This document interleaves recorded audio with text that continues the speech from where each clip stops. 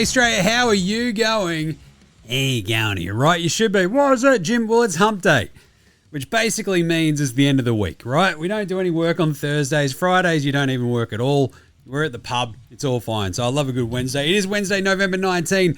This is NBA Straya. I'm your host, James Clements, here in Larry Armour Studios, and injuries suck. What is going on? Can we fix it? Yes, we can. Maybe. We're going to talk about the top 5 most fun teams to watch so far again today, which is kind of fun. Just want to hit on a couple of fun teams and make sure that we're all appreciating just how fun they are. Say fun again. Fun. We're also going to fly through the games from today. There are only 6 games, so that'll be kind of fun. He says fun again. That's on the night. Mate, no mate. Spud of the night. Better than Lonzo Ball. Some yeah-nahs, including one from Chris Anstey, which is an absolute cracker. Unpopular Opinion of the day. Outback Takehouse. The Aussie Player Watch. And a combination Andrew Gay's Great Mum Reward and a Shane Hill Shooter's Shoot. So pretty fun stuff. He said fun. Let's do it. It's a fun show today. Let's go. Episode 1321 of NBA Straya. Let's go!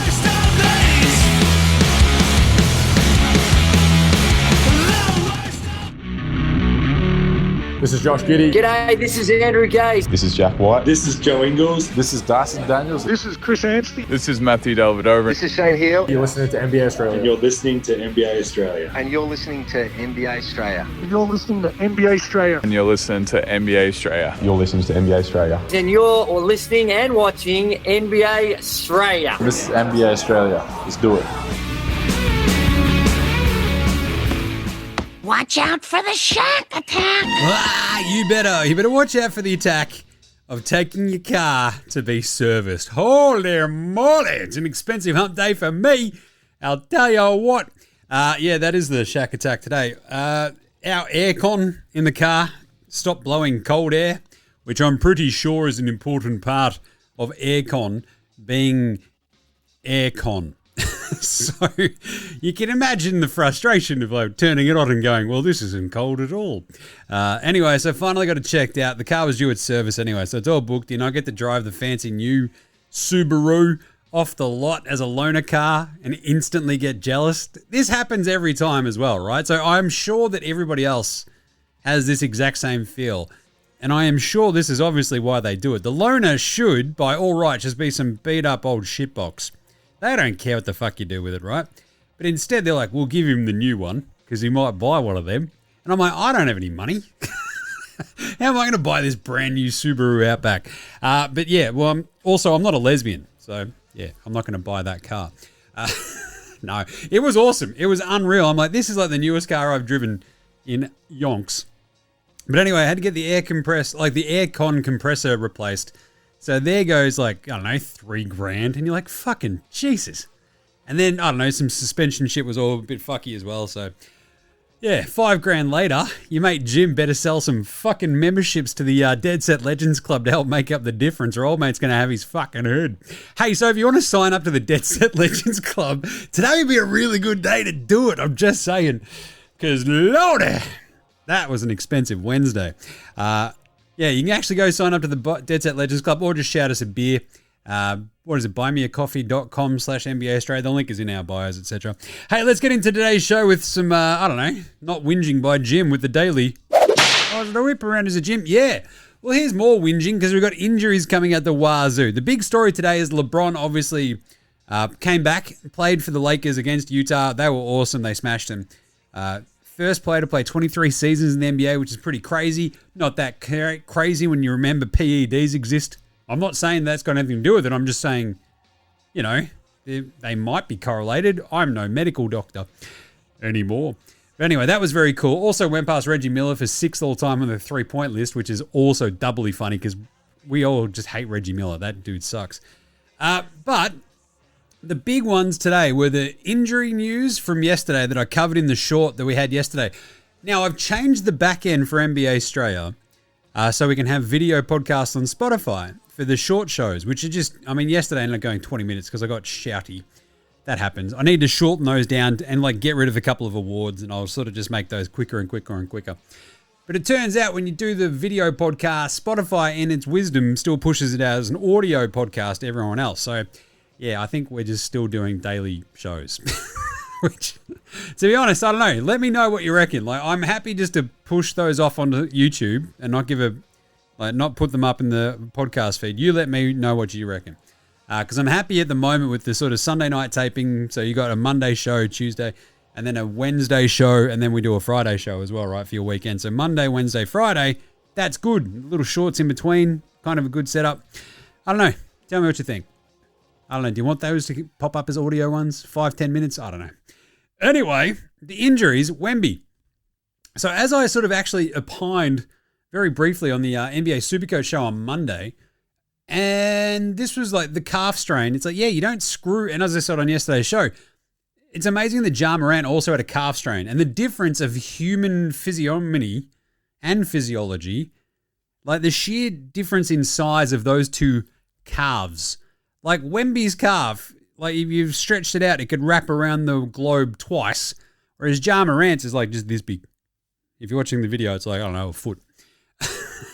It's a bit longer than that, but still.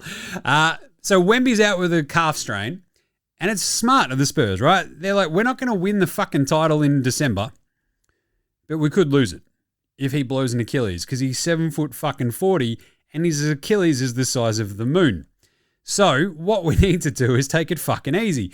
And then they get the double kick in the dick that Stephon Castle is now out as well for the Spurs, adding to the fact that they don't have Dylan Harper. It's pretty crazy because they kind of got healthy with like Sohan coming back, everybody else sort of playing, Darren Fox coming back, and they just can't get their entire fucking full team on the court at the same time. So yeah, that's not great. Anyway, so Wemby's out, Ja Morant comes out, and then on Monday during those games we get Giannis going out, which is just fucking brutal with his groin strain, which is 1 to 2 weeks apparently. I mean, that's what happens when you're carrying around that giant Greek hog of his, I assume. I have a very big penis. It's like, okay, I'm very good at basketball. Righto, Giannis. So, pretty wild, really, when you sort of get to this part of the season where they had Spurs Grizzlies today and they didn't have either of their super duper stars because they both had the same fucking injury. We're already missing like Paolo Banchero. We're already missing Jalen Williams. We're missing a bunch of stars already this season to the point where Steve Kerr's like, yeah, this is all just a bit shit. Like, it's crazy how busy everyone is. We're off to this crazy start. What do we do? And I mean, there's some pretty obvious fixes. The NBA is never going to like shorten the schedule. So here we are, right? So Stephon Castle's out with a hip flexor 1 to 2 weeks on top of Wemby's 1 to 2 weeks. Probably 2 weeks, I think, will be where Wemby comes back. Or at least they reevaluate him. Ja Morant 2, Giannis 1 to 2 weeks. Just a bit annoying, isn't it? All right, but the other big news is obviously LeBron and Steph are both like, look, the 2028 Olympics, we're not in, right? LeBron's like, I'll be watching from Cabo. I reckon he's blowing smoke up our bums, but still, look, you can't trust anything LeBron says anymore, especially after the Hennessy ad. Hey, I've got another big decision to make. I'm going to be drinking Hennessy. Great.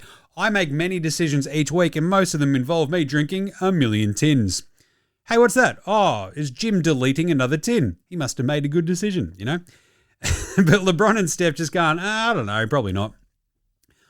Pretty interesting, right? Because I'm not entirely convinced that Steph won't just like go out there and be like, hey, look, last run, 2028. If he's still in the NBA, maybe. And to be honest, LeBron as well. I still reckon 25 years, he'll get to that marker and just stick around for one more run in the Olympics that summer and then call it a day, right? Go out with a bang, with a gold medal.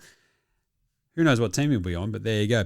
And the other one was Cleveland got a big fine today, didn't they? Cleveland! That's right, $100,000 redos for arresting Donnie Mitchell and Evan Mobley up against Miami last week. I like this. I like the NBA just going, right, nah, I'm sick of this. You fined. Adam Silver's like, I saw that you arrested Donovan Mitchell and Evan Mobley.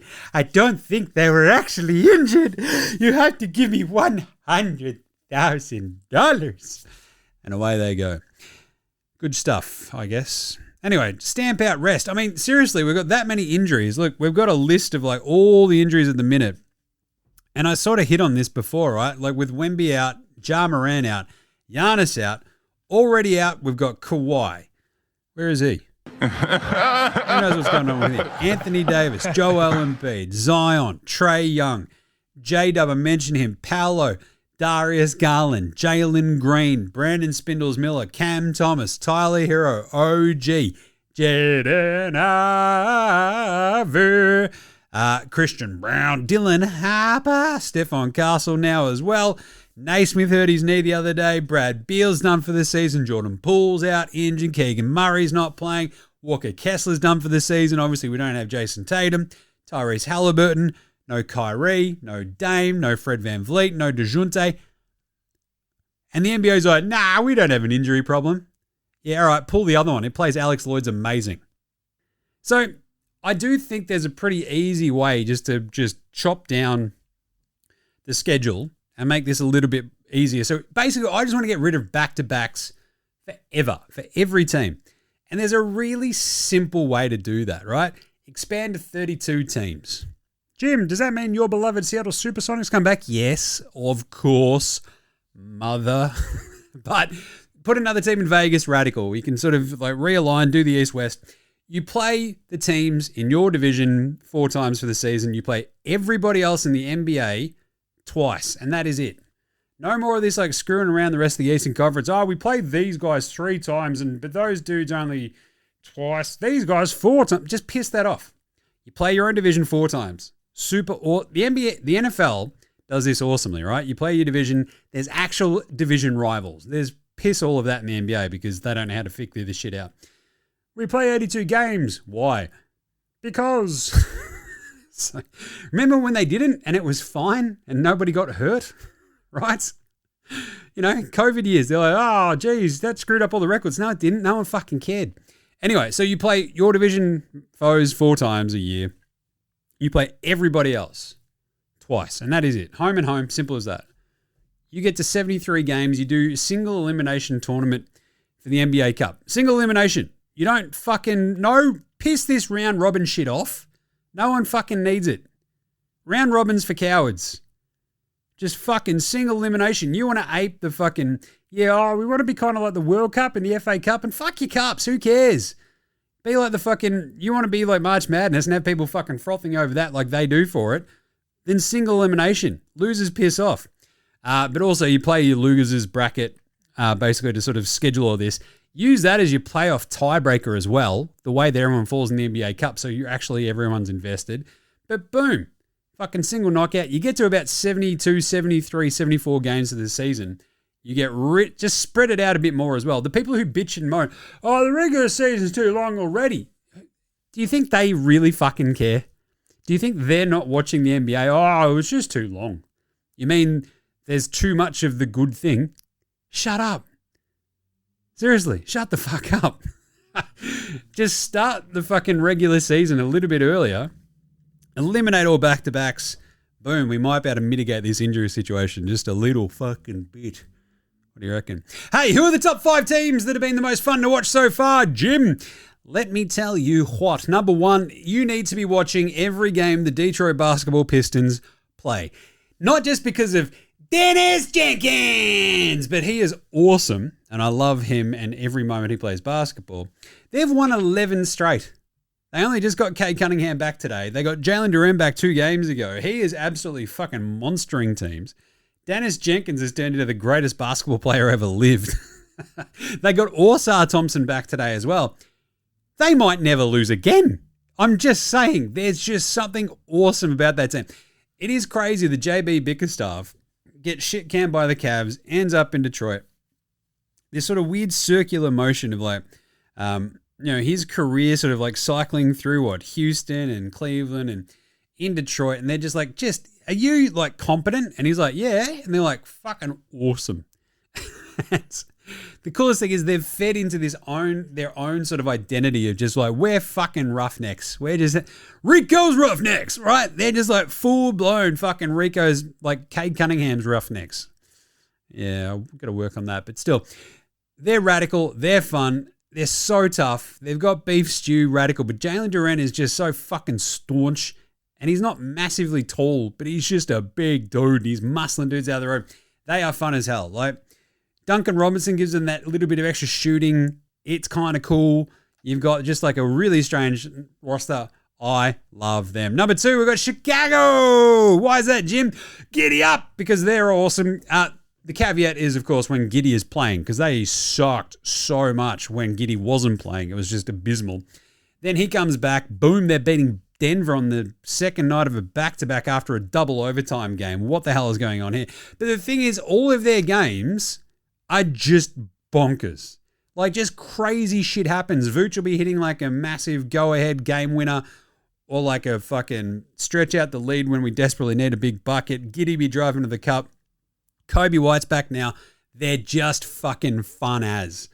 Buzelis is like filling the lane. There's just a little bit of chaos in everything they do. And when you've got the mop top Mamba just like fucking just orchestrating this chaos, it's beautiful. It's a symphony that could rival anything Powderfinger ever fucking wrote. The Lakers are number 3. But Jim, you hate the Lakers. I mean, the Lakers are fun to watch. Because Luke is just chaos. Reeves is unreal. I've always loved Rui Hachimura because he's just a lunatic and just, you see him do something good and you're like, oh, get him. I'm proud of you, pal. And he's like, I'm a grown man. But LeBron comes back and I'm like, this might just screw up their vibes a bunch. But by the same token, he's LeBron James. There's just so much going on in this team. They drop 140 in LeBron's return today, which was awesome. They are just, look, it's like, it is cocaine basketball, right? It makes sense because they are the Snowtime Lakers. That just all makes sense. But anyway, they're weird. They're fun. They are number 3. All right, number 4, we've got the Charlotte Hornets. That's right. They stink. They're not very good, but wow. So if the Lakers are like basketball cocaine, the Snowtime Lakers, that's what we're talking about here. Charlotte are kind of like trucker speed, right? You don't know really what you're going to get. When you do, it can come on like a freight train and suddenly you can't feel your hands. Your heart is just doing weird things. You might have to go to the hospital. It's just, again, this is another caveat. It comes with LaMelo because they're just going to do crazy stuff. Kalkbrenner will get dunked on and have a dunk blocked and lose you the game. It's just chaos. It's awesome. They're just like in all of these games. It's just all happening all the time. Charlotte are fun. They're not good, but they are fun. And finally, I'm just throwing around either the Denver Nuggets or the Blazers. Which one? Because the Blazers wearing their uniforms today got their heads kicked in, right? By Phoenix. It just wasn't very good at all. But there's just like something there, right? Shaden Sharp, Denny, Ute Muster. The entire vibe of them is just a little bit of chaos ball with a little bit of polish, but not too much, right? You still got Jeremy Grant doing Jeremy Grant stuff. Drew Holiday when he's around. Like, the Shaden Sharp Denny vibe is just very fun. It's just a little bit of chaos, a little bit of polish, but not too much.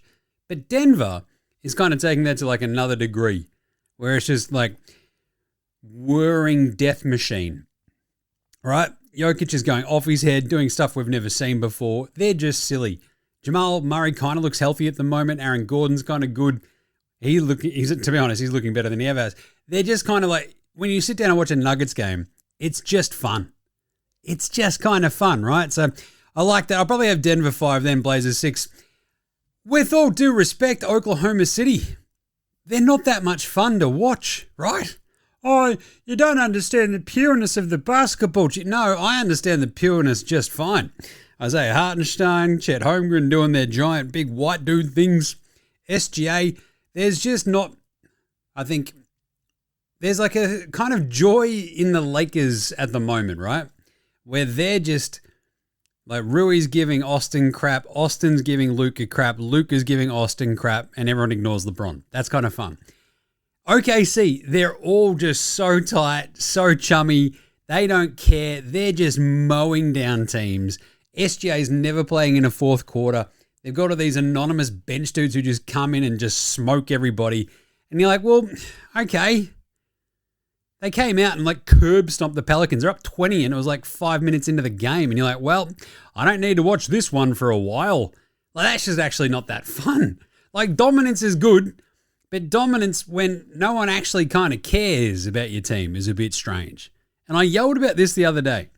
OKC aren't like your typical defending champion where everybody goes, oh, we've got to beat them. the target's on their back. No one seems to care, right? No one's getting, oh, geez, I've got to make sure I go see OKC when they're in town. It's kind of like, oh, they're really good, aren't they? It's still not quite to the, especially like you think about the 15 Warriors and how that sort of snowballed. And then they lost in 16.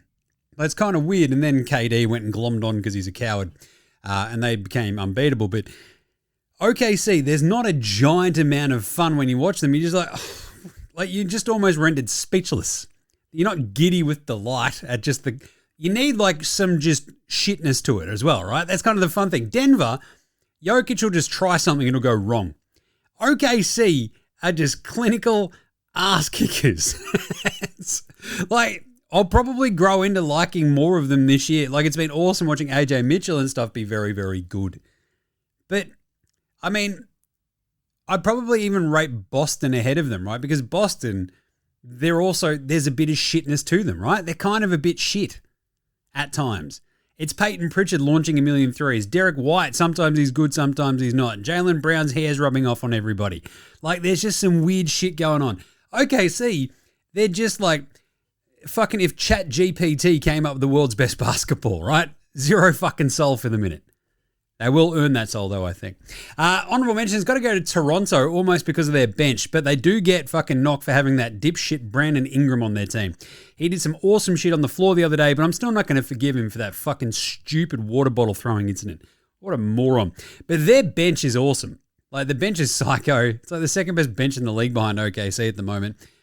They're rad. They're crazy. They're kind of good, kind of fun. Toronto, their games are a little bit chaos. And when you throw in that awesome floor with the dinosaur in the middle of it, the raptor, the purple one, it's great. Kind of here for it. Toronto just miss out on my top 5. I'll probably have them 7. Right, let's do some very, very, very quick game wraps from today. The Warriors lose in Orlando, who are kind of pulling it together. 121-113. They still can't hit a 3. Steph and Jimmy Butler did a bit. No one else did shit. That's a problem for the Warriors. The Celtics smashed the Nets 113-99. Took a bit. Didn't really sort of pull away until late, but they did because they're much better than this shithouse Brooklyn team. They're 2-12 now, Brooklyn. It's just 8-7 the Celtics. Pistons beat the Hawks. I had high hopes for the Hawks, even with Cade Cunningham coming back. He was absolutely unreal. Jalen Johnson was very good, 25-8-9, but still, Pistons, unbelievable. Too tough, too good, too randomly deep, and just awesome. Like, it's terrifying. They're rad. 13-2. They've won 11 straight. It's chaos. The Spurs beat the Grizzlies 111-101. This was 101-100, I believe. Yeah. So, I'm no math magician, but in the last 3 minutes and I think 13 seconds, it was an 11-0 run to close out the game. So, yeah, not great for the Grizzlies. Triple J tweaks an ankle as well. Not great. Just everything going wrong again for Memphis. Like, that team is just cursed. Look, if we're not going to get expansion, can we just move them to like Vegas and Seattle can have the Pelicans and just piss that off, right? Fox is very good. Black Falcon, Harrison Barnes scored 7 straight points in that run. Put him to death. It was crazy. Utah got smashed by the Lakers eventually, but they were leading this game for a big chunk of it. Keontae George had 23 in the first half, 22 for Lowry. It was really fun. And then the Lakers sort of just remembered they had LeBron. Remember that Luka's like the second best player in the planet, and they were really good. Luka had 37 and 10, and was just chill as. Like, it was crazy. Snowtime Lakers, unbeatable. 11-4 now the Lakers. Jazz, 5-9. Put up a good fight, but just they got smoked in that second half. They end up losing 140-126. And the Suns absolutely smash-and-marated the Blazers. This was a disappointing one for me for watching Portland. 127-110. Could not stop them in the second half at all.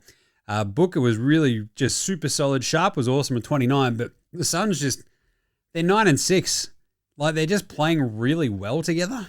I don't know. It's hard to explain, but you watch them and you're like, these dudes just kind of hit their shots. They kind of just do what they're meant to do. They dropped 35 out of the gate and they led only by 3 at the half and then just kind of kept going at the exact same rate, whereas Blazers dropped off a bit and you're like, oh, that's a problem. Blazers 6-8, Suns 9-6, but I don't know. Still didn't make my fun rate rankings. All right. Who's the NBA Straya Pro Performance of the Night, Jim? That's not a knife. That's a knife. Well, Cade Cunningham came back and went Cade Cunningham. That was really, really good. He had 25, 6 and 10, crushed it. Lowry ends up with 31, 5 and 2. Yeah, Keontae George, 34, 4 and 8. He's been really, really good. The efficiency, when it kicks in for Keontae, he's unreal, and then he just has the game where he goes 3 of 13 and breaks your heart. But Luka, 37, 5 and 10 with 4 steals. You're taking the piss, mate. Shot 11 of 22, only 2 of 10 from 3. Not quite good enough, but that was unreal. With honourable mentions, 29 for Shaden Sharp and for JB, but also 26 and 5 for Austin Reeves. Absolutely gnarly gear. Good stuff there. What about Spud of the night? Spud, Spud, Spud, Spud, Spud, Spud, Spud, Spud, Spud, Spud, Spud, Spud, it is Spud of the night. Oh, Spud of the night. We had a few of them. Nick Claxton was the worst one. 1 of 9 today from the floor. It's like, Nick Claxton, you're 7 foot. Well, basically thereabouts. How do you miss 8 shots? And he was like, well, Jim, just watch. It wasn't great. He was just Brooklyn. Like, he has these moments where he looks unstoppable, and then he has games like this, and you're like, Jesus. Bryce Sensabaugh goes 1 of 6. Tamani Kamara goes 2 of 10. And our man Jock goes 2 of 9. But I would very much like to thank our good friend Devin Vassell. Because what did he do, Jim? What did he do? He went and shot. Oh, there it is. Yeah. Chill. Woo! He shot 311. You beauty. Thank you very much, Devin Vassell. Who was Old Mate No Mates today? Old mate, no mates. Old mate, no mates. Old mate, no mates. Old mate, no mates. Old mate, no mates. Old mate, no mates. Who's got no mates today? That would be Patrick Beverley. Geez, Jimmy didn't mention this at the top. Yeah, because everyone just hates him already. And now he's been arrested at his mum's home in Texas for a felony assault charge on his little sister. Now, this was because she was at home alone as a 15-year-old. He was like, she just turned 15 with an 18-year-old dude. He's flipped out, grabbed her neck, punched her, something, allegedly. There's just a lot going on in this story. It doesn't seem good. And if it was anybody but Pat Beverly, right? This is the thing. When you're kind of a dickhole to everybody, and then you do something bad, everyone's kind of like, well, I already thought he was a dickhole, and here we are. So yeah, if you thought that he sucked, and he does something like this, allegedly, you go, well, that guy probably did it because he sucks. I don't know if he did, but still, he's old mate, no mates, that's for sure. How about pantsing of the night? Ooh, we had a couple of good pantsings. My favourite was probably the bit where Pods had his shot deleted by Jalen Suggs. I love a good small-on-small block because it's like, big flex moment. So last 1 minute of that game, it was a big moment as well. Like if they hit that, maybe Golden State got a bit of a chance. Suggs goes, no, bang, slaps it away. Very gnarly. And finally, who was better than Lonzo Ball, Ben Simmons, and Bronny James today? Lonzo was the best player in high school. He was the best player in college. You think he'll get to the pros and be like, I made it to the pros, now I can be average. He's coming for everybody. Coming for everybody. For reference, Bronny went 1 of 1 from the floor. He hit a 3 today, so good on him. In 4 minutes, he had 3 points and 3 turnovers. Jeez. He's no good. Cedric Coward is better than Bronny James and Ben Simmons and Lonzo Ball today.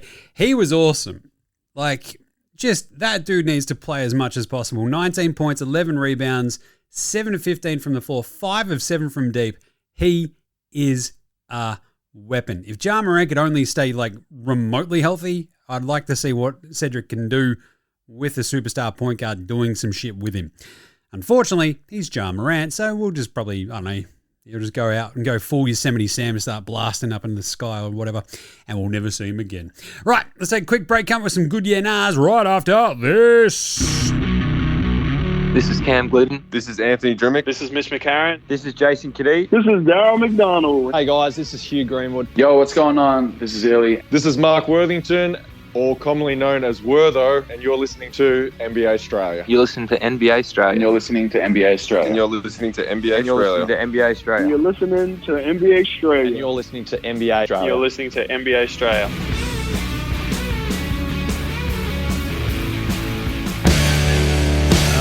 All right, Let's do it. Some Yeah Nahs brought to you by you. That's right, you can support the show by buying us a coffee or buying us a beer. Be very much appreciated. Go check out the Buy Me a Coffee link, which is in our social links, in our bio, all that sort of stuff. It's just buymeacoffee.com/NBA Australia. You can sign up to the Dead Set Legends Club. And as I said earlier, having just copped a giant bill for my car. God damn. Yeah, sign up. Become a member. Be very much appreciated. You might help us out. I'm going to chip away at that, I'll tell you. Oh, mate, it's going to hurt my legs broke. Anyway, let's do some Yeah Nahs. Jamie R, the legend. He sent me through basically just the bet slip. He's like, Jim, what do you reckon about this? And I'm like, you know what? I don't mind it for $647. VJ Edgecombe, Rookie of the Year. Josh Giddey, Most Improved. Jaime Jaquez, Sixth Man of the Year. Wemby, Defensive Player of the Year. And Jokic, MVP. I looked at this and went, hang on a minute. That's awesome. I think there's a couple of maybe little stumbling blocks. VJ Edgecombe, obviously, like Con Knippel's been absolutely unreal. I just mentioned Cedric Coward. Flag, like if Dallas do anything in the back half of this season, you know he's going to get a lot of pub. But VJ's been unreal and electric. And I think controlling the narrative for Rookie of the Year from the get-go, right? As like the sort of transformational rookie who comes in, helps a team that no one expected anything out of in Philly. And if you're sort of like the guy next to the guy who's like, you don't have as much pressure on you as like Tyrese Maxey does, VJ can just do his thing and it's awesome because he's really good, right? So I think he's probably like, I don't know, because he's got that much more pub because he's in a big market like Philly versus Con Knippel, who's playing out of his skin, but he's in Charlotte. And people are going to take a long time to realize, hang on a second, Charlotte, as I said, they're trucker speed, right? You don't know what you're going to get taking your life into your hands every time. But, like, Con Knippel will probably start getting that underswell, especially with, like, the basketball nerd community. I mean, look, it's not going to hurt him that he's white as well, right? I'm just saying, we'll throw that out there because basketball nerds, there's a fair few of them that look like me. So, yeah, I don't give a shit. I think VJ's got it for me, but I don't know. Con Knippel could make a big run at this. Cooper Flag as well, obviously. But there's also like Cedric Coward, like if he's really, really good. But the problem is Memphis are just kind of a bit shit too. So VJ's probably the good one there. Josh Giddey for MIP, like if he can hold off like Denny Utemuster, you've got a couple of other ones throughout. But if he just keeps doing what he's doing, I posted the stats yesterday, right? This last 7 games, it's like 23, 11, and 10, shooting the piss out of it. Josh Giddey All-Star. And that's kind of the thing. If he like takes that jump and keeps it up all season and makes All-Star, look out. Yeah, Most Improved. Jaime Jaquez, Sixth Man. He's probably my leading candidate right now. He's been absolutely unreal for this really surprising Heat team. He's healthy. They're using him correctly. He's been unreal. He's probably the front runner at the moment. And there's a couple of other names, but Jaime's been unreal. And if Miami just had like that one dude to give them a bit more shine, who knows what would be going on there. But wow. As soon as Jimmy Butler left Miami, no one gives a crap about the Heat, right? Anyway, love that one for Jaime. And Wemby, the only problem would be, will he hit that 65 game mark, right? A couple of weeks here already with his calf strain. It really, really, really just sort of puts a stymie on. It makes his margin for error that much thinner in the second half of the season if he misses another 2 weeks. Like suddenly you're going, hang on a minute, what's his game total? Is he going to get to the 65? He should win Defensive Player of the Year. It should be Dyson Daniels, to be honest. But Wemby, if he hits that mark, he'll probably win it. So Jokic is the MVP by far at the moment too. So I actually kind of like it. So I'm like a yeah for VJ, Josh Giddey, Jaime, Wemby, and Jokic. 647. Hello, nurse. Don't mind that, Jamie. And so we got another awesome one from Chris A. You can probably figure out who that might be. The Lakers entered the wrong James as a scorer versus Milwaukee, planning for LeBron's comeback. He wouldn't come off the bench, so sat an extra game and Bronny had to start. I absolutely love this idea that they sort of just went, look, yeah, it's like one of the Jameses. It'll be fine. And LeBron's like, what? No, I'm not coming back. Not yet. I'm not coming off the bench. And then they're like, oh, crap. All right, Bronny, you're starting. JJ Redick's like, I've made a horrible mistake. Very, very fun stuff. I love that.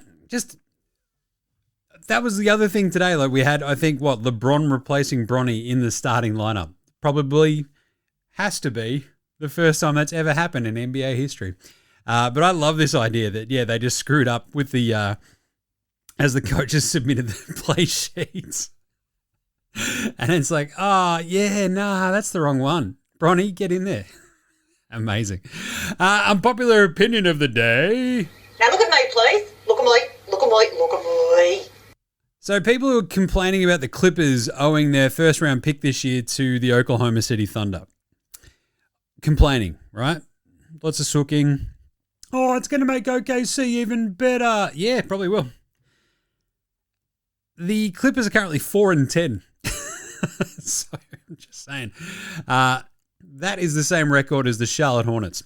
The thing is, this would be the best reason to bring in my draft pick rules, right? The Stealing Santa draft pick rules, where every draft pick can only be traded a maximum of 2 times. You can only trade a draft pick twice. Beyond that, you just can't. You're stuck with that pick and you have to make it, right?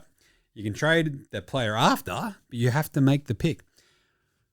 We need something like this just to force the NBA to fix this absolute shit show they got going on with the draft and all these draft picks that are just everywhere, and it's just stupid.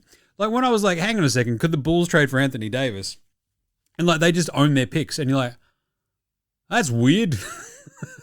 They've got the one extra one from Portland, and that is it. Anyway, Stealing Santa rules for the NBA draft. Simple as that. You can only trade a single draft pick twice, and then you're stuck with it.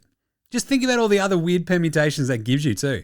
It's we're going to trade it to them. And the other team getting that draft pick is if we get that draft pick, we're stuck with that one. It's already been traded before then. Oh, Lord, how good is this? I love that. And then those other ones that have only been traded once, maybe they become more valuable because you can on-trade them if they've not been traded before, etc. I like this idea.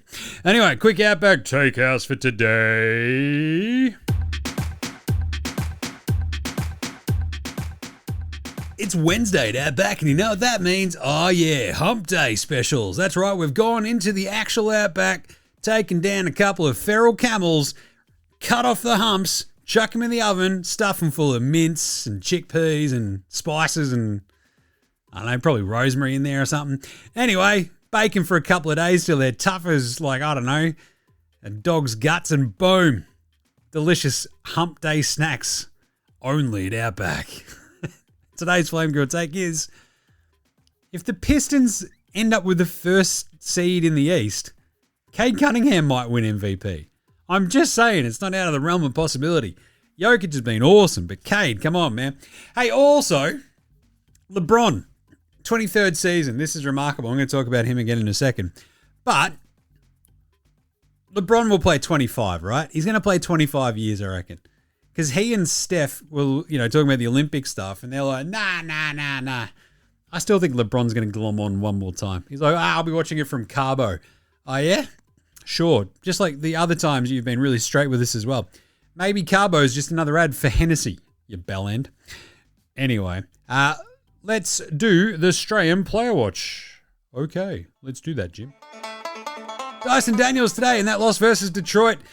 12 points. 6 and 9. Nice from the floor. 9 rebounds, 6 assists, and 3 steals. That is, I believe, 66 games straight with a steal. Pretty bloody good. And a block. Jock Landale, now with Zach Edey back. Jock's coming off the bench, and it's really hurting his production. 2 of 9 from the floor for 4 points. 0 of 2 from downtown. 0 of 3 at the free throw line, which is a bit of a kick in the guts. 7 rebounds, 2 assists, a steal, and a block as well, though. Not bad across the board. And then I believe we got a little bit of doo-wop, bop, doo-wop, shibba-dop, doo-wop. For the Portland Trailblazers, he played, 10 minutes in the end, 3 points, 1 or 2, both of which were threes. And that was the extent of his stats apart from a foul. So there you go. Still no Aussie Matty T. He's out with a torn UCL in his thumb. There you go. All right, how about we do that Andrew Gay's Graham Mumber Award combination Shane Hill shoot your shot, light 'em up awards. Pretty easy to guess who this one's for. It's the first annual Andrew Gay's Grey Mamba. Outstanding achievement here. The field of excellence. He threw it down. Are you here? is the love or I'm healed. It is the Shane Heel. Shooters shoot. Shoot your shot. Light 'em up award. Still love that drop. Just the best. LeBron James is pretty good. 23 years, first time that's ever happened. 25 would be more impressive just because I like that very clear cut off. He played for a quarter of a century in the NBA. Like, I reckon he should get there. He also went past, and like that's like the extreme excellence. Was he ranked first in first points, field goals, just about everything under the sun. And he also went past Reggie Miller for 6th all time in most threes made, which I loved as well because I hate Reggie Miller more than I hate LeBron. 40-year-old LeBron comes out and goes, check this out. Bang, 3 on your head. Goes past Reg. So he's now behind Steph, Fat Man Who, Ballet Clan, James Harden, Ray Allen. Just don't check his Twitter. Dame Lillard, Klay Thompson, now LeBron ahead of Reggie Miller as well. Pretty bloody good, if you ask me. All right, how about a bit of a Patty Mills Game Day Baller Game Day Twitter check-in? If we go to his Insta at least, let's do it. See what Patty's been up to. Patty. What do we got, Patty? Give us the good stuff. All right, we have Patty Mills' new story. Only elite shooters can do this. He's shooting a lot of, corner of the backboard. I did the other day. Did that the other day at Chris Anstey's pub from behind the backboard. Went full Larry Bird.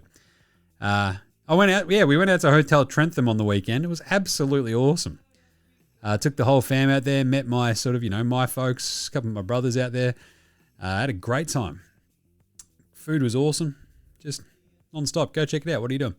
Anyway, so Patty's now just posting advanced shooting drills on Instagram. They're doing well. He's getting views, I'll tell you that much. Nice one. All right, how about a bit of a pick and preview for tomorrow's games? Let's do that.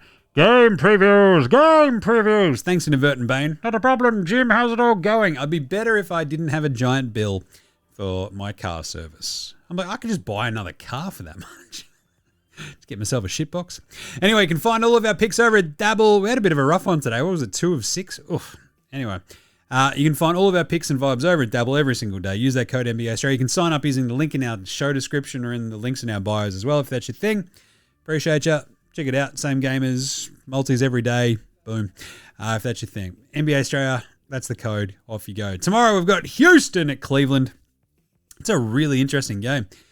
Houston's length probably is a little bit too good for Cleveland, but Cleveland at home, I don't know. Houston sort of still feel like the sleeping giant at the moment, don't they? They're just sneakily just hanging out, being really good, being a little bit scary. And then sort of, people sort of tend to forget about them a little bit. And then you sort of watch and you're like, geez, they're kind of slightly terrifying. 1.5 point favorites in Cleveland. I'm going to take the Rockets. I think they're a little bit too good, a little bit too deep. I think their defense will be awesome. That's a really fun game to start tomorrow off. We also have Charlotte at Indy. I just talked about Charlotte. They're 1.5 point favorites in Indy. At some point, Indy's going to turn the corner, and it feels like this might be one of them, right? Charlotte's defense is all over the shop, but I feel like Charlotte are good. Like, as I said before, they're not good at basketball, but they're good I don't know, thematically, where they've got some dudes who can do some things, and when it actually coalesces, it's radical, and they can win. They don't do it very often. I think Indy need to get a win, just because it is getting real ugly at the moment, right? This Indy team is just sitting there going, what are we doing? We've got Andy Nemhard, we've got Siakam. We're 1-13 in the bottom of the East. Like, I think they'll try to get a couple of, just pride wins and then just pack her up in full tank. But I'll take Indy plus 1.5 tomorrow. Toronto go to Philly. This is a really fun one too. This is a 0.5 point line. The Raptors are 0.5 point favorites in Philly. Philly were pretty bloody good the other day. I might take Philly at home plus a 0.5 point. Ooh, actually, maybe Toronto. No, I might go Toronto. I think their size might be a little bit of a problem for Philly without Embiid. Oh, but Paul George, yeah, he might sink them. Like, I don't like Paul George on this team at all. I'm taking Toronto.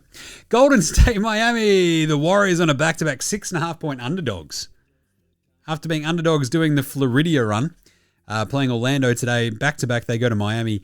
6.5. Oh, that is a rough one, isn't it? Golden State lose today. I'm going to take the plus 6.5 because it's going to be... Look, they could easily lose this one. I think they put up a fight. They might rest Steph and Jimmy, though. But Jimmy Butler in a bit of a revenge against his old team. If he plays, what do you reckon? If he plays, if Steph plays, I'll take Golden State plus 6.5. If they don't, I'll probably swing it over to Miami. Sacramento versus the Oklahoma City Thunder. They are 18.5-point underdogs. Sabonis is, I think already been ruled out for this. I'm going to still take the 18.5 just because it's so many points. Sacramento suck. OKC are awesome. I'll take the 18.5. Hold my nose. Just keep it within 17, Sacramento. Can ya? Probably not, but geez. The Kings are just, they are, as I said the other day, they are the only team that has the magic record. Oh, yeah! Kings at 3-11. Chill! Let's go. And they have a horrible point differential, minus 11.5. They lose to the Spurs by 13. They lose to the Wolves by 14. Okay, so 18.5 is probably just a little bit much. They did lose to the Hawks by 33. I reckon Doug Christie might be the next coach fired. If they get blown out by 20 plus in this one, he might be gone, right? Vivek is oh man, I've made a horrible mistake again in a surprise twist. Washington go to Minnesota. That is probably more of an ass kicking. Minus 15.5 favorites are the Wolves. I'll take that actually. They are absolutely smash my rating teams of late, so I would not put it past them to put up 144 points at home against Washington and really smoke them. Denver, New Orleans. Bit of an interesting one. The Pelicans are 13.5-point underdogs at home. That's a really strange one as well. I think Denver losing that Bulls game. The Pelicans 13. It feels like it ought to be more. Let's check that and see if it's the same still. They are currently 13.5. I think I've got to go Denver. If that was a little bit higher, I'd feel a little bit better about New Orleans, but 13.5. Let's go the Nugs. Knicks, Dallas. The Mavericks are 5.5-point underdogs at home against the Knicks. Without Brunson, without OG. I might take Dallas in this one. If they get Lively back and they can sort of throw a little bit of that wing size at the Knicks, they can keep this one close and cover that 5.5. Can't they? I don't know. If they lose this one badly, it's going to the Mavs might be spiraling, but I'll take the Mavs plus 5.5. We need sort of a big signature Cooper flag moment. The Knicks looked pretty ragged the other day. They're still good. They've still got good dudes. Cat's awesome. That was a tough loss of Miami, though. So I'll take the Mavs plus 5.5 in a close one. And then Chicago, Portland. How good is this? A replay of the 1992 NBA Finals, of course. The Bulls, Portland. The Blazers are 3.5-point underdogs at home on a back-to-back, having just played the Suns. Bulls rested after that game that just took everything out of them in Denver. Still on the road. Can they pull this one off? I don't know. If they do, it'll be a close one. I might take the plus 3.5 from Portland because I do trust them a lot still. Because I love that Blazers team. I just do, he says. There you go. So keep an eye on Dabble for all of our picks. Of course, use that code NBA Straya if you haven't checked it out. All of them are there all the time. After today, I'd have to check the spreadsheet. I don't know where we're at, but yeah, it's around 55% now for the season against the line. So pretty bloody good. All right. And that is it for today. We'll be back for a quick hitter tomorrow afternoon. That'll go up as a video podcast on Spotify and on YouTube. And then it'll go through as an audio one. So just keep an eye out for that. I'm going to try to make those super duper short though, just FYI. Let us know what you reckon about the format as well. Any and all feedback is always appreciated here at NBA Straya. We are super inclusive about all that sort of stuff. Just tell me what you reckon I should be doing. I'm happy to take it on board. I'm kind of good like that. Right, that's it though. Make sure you're following NBA Show on Twitter, Facey, IG, TikTok, and YouTube. Jump in the comments. Send through Nas as well for Friday's show. Go absolutely off your heads. Send them through as much as you can. Get around NFL Australia with myself as Gaz as well. We've got our big Week 11 wrap show, Week 12 preview show coming tomorrow morning as well. Rate, review, and start that show, this show. And, of course, Jim does Supercoach, wrapping up NBA and NFL Supercoach on that each week, Monday and Wednesdays. Top 1% in both NBA and NFL Supercoach. Big thumbs up there. So rate, review, star, comment, shoot us through your nars, whatever you can do. Big thanks always go to From Oslo for the intro and outro song They Rule. So do House Hats, Joshua Delarentis, Fascinated Gold Mines, Ramshackle Army, Iowa, Section Green, and Dozers. Some great bands. Go, stream them, listen to them, go see them live if they're still playing. Support them on their streaming platform of choice. NBA Australia Sports Strand bands, so should you. All right, we're going to close out with a brand new, what do we have? We've got a Matisse's Art Rodeo.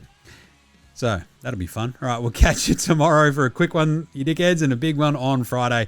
It's NBA Australia saying, look after yourselves, would you? And later, hose on!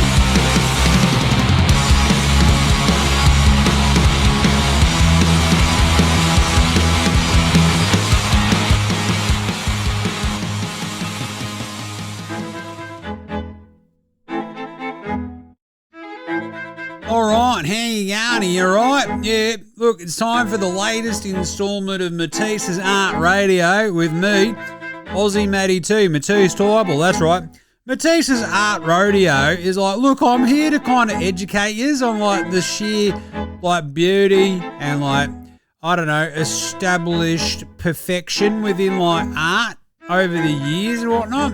I've sort of leaned towards the classics of late and what we did, Picasso last time, whatever. What I wanted to do was the sort of neo-impressionism. This time it was post-impressionist kind of stuff, right? Like with Van Gogh. Have you ever been in the Van Gogh Museum? It is just off chops, man. So you got to go and do it. It's bloody good. My favourite Van Gogh has got to be Starry Night, the one that's got the bloody moon over the top of it, and it's over the top basically of this bit where he's kind of hanging out of Saint Remy de Provence, right? So he's doing this and he paints it because he's in this asylum and it's just bloody beautiful. So just makes you feel the way it all sort of swirls around in the night sky. You can see the moon, Venus, and the village. It's just bloody beautiful. So yeah, go and appreciate it.